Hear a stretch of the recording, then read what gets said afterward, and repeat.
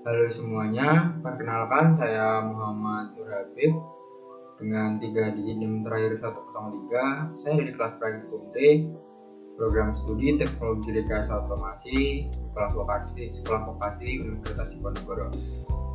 Jadi pada video kali ini saya akan menjelaskan mengenai pengaturan frekuensi dan kontrol motor induksi 3 fasa menggunakan VFD seri AT4. Jadi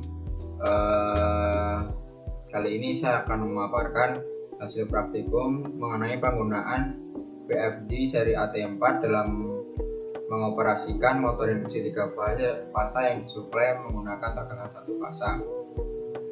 Adapun tujuan dari praktikum ini adalah untuk memahami prinsip kerja variabel frekuensi drive atau VFD dalam mengonversi sumber listrik 1 fasa menjadi 3 fasa, serta mempelajari cara penggunaan kecepatan motor, arah putaran, dan mode operasi motor melalui fitur yang tersedia pada inverter. Secara teori, VFD atau variabel frekuensi drive berfungsi untuk mengubah tegangan AC 1 fasa menjadi AC 3 fasa dengan frekuensi keluaran yang dapat diatur.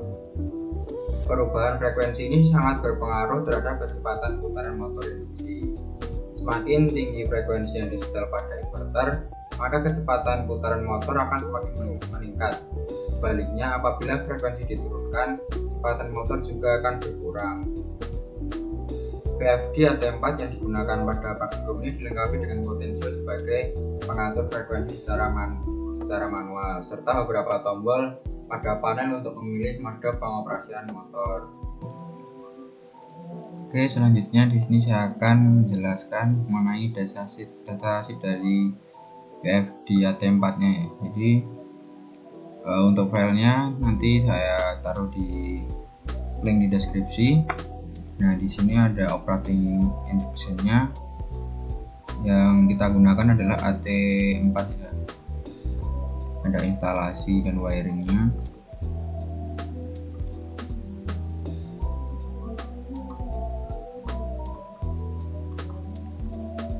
Dan di sini untuk operasi panelnya ya.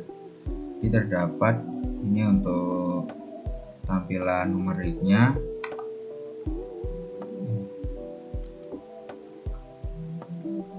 Kemudian ada indikator status. Sini ada tombol swift, ada masuk atau keluar dari program atau tombol prop ya. Di sini ada fungsi data atau simpan. Kemudian di sini ada switch. Sini ada knob. Ini untuk mengatur kecepatan ya. Potential. Kemudian ini ada tombol start, tombol stop atau reset. Ini untuk modifikasi numerik untuk menambah atau mengurangi ya. Nah, untuk tampilannya bila F itu frekuensi setting, operating frekuensi, A operating current. Nah, di sini terdapat instruksinya untuk prop itu apa, function atau save, ada menambah atau mengurangi value-nya, pada shift, pada start. Kemudian di sini ya tadi kan untuk input diganti ke P10, makanya tadi diatur ke P10 lalu diubah ke 0 atau 1. 0 itu menggunakan board, kemudian kalau 1 itu menggunakan panel potential indicator. Sini P10 ya, mungkin seperti itu yang bisa saya jelaskan. Dapat dilihat, jadi pada inverter ini frekuensi dapat diatur dengan 2 cara, yaitu menggunakan tombol atau button dan menggunakan tombol putar atau potentiometer.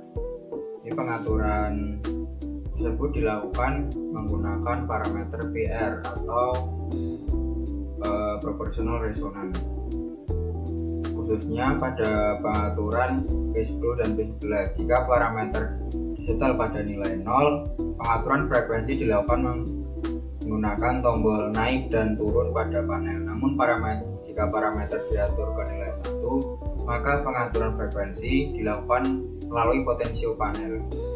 Sebagai contoh, frekuensi diatur hingga nilai misal 80 Hz.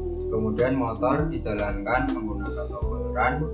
Motor akan berputar dengan frekuensi awal yang telah ditentukan. Setelah motor beroperasi pada frekuensi 80 Hz, dilakukan pengukuran kecepatan motor menggunakan alat pengukur RPM digital atau tachometer. Alat diarahkan hingga hasil pengukuran stabil dan diperoleh kecepatan sebesar 2372 rpm yang dapat dilihat. Selanjutnya, pengukuran arus menggunakan AC klemeter dengan prinsip elektromagnetik dan diperoleh hasil arus sebesar 5 ampere pada setiap fasa. Hasil pengujian tersebut menunjukkan bahwa sistem bekerja sesuai dengan yang diharapkan. Jadi berdasarkan percobaan yang dilakukan, diperoleh beberapa data penting, di mana perubahan frekuensi yang dilakukan secara bertahap menghasilkan perubahan nilai RPM yang sebanding. Semakin besar frekuensi yang diberikan, maka kecepatan putaran motor juga semakin meningkat. Selain itu, dilakukan juga pengujian waktu akselerasi dan deselerasi motor. Pada pengujian tersebut, motor membutuhkan waktu sekitar 15 detik untuk mencapai kondisi stabil dari kondisi awal dan waktu yang sama untuk berhenti setelah dimatikan. Hal ini menunjukkan bahwa waktu akselerasi dan deselerisasi motor bersifat seimbang. Mungkin cukup sekian penjelasan dari saya. Apabila ada kesalahan, mohon maaf. Sampai jumpa di video selanjutnya.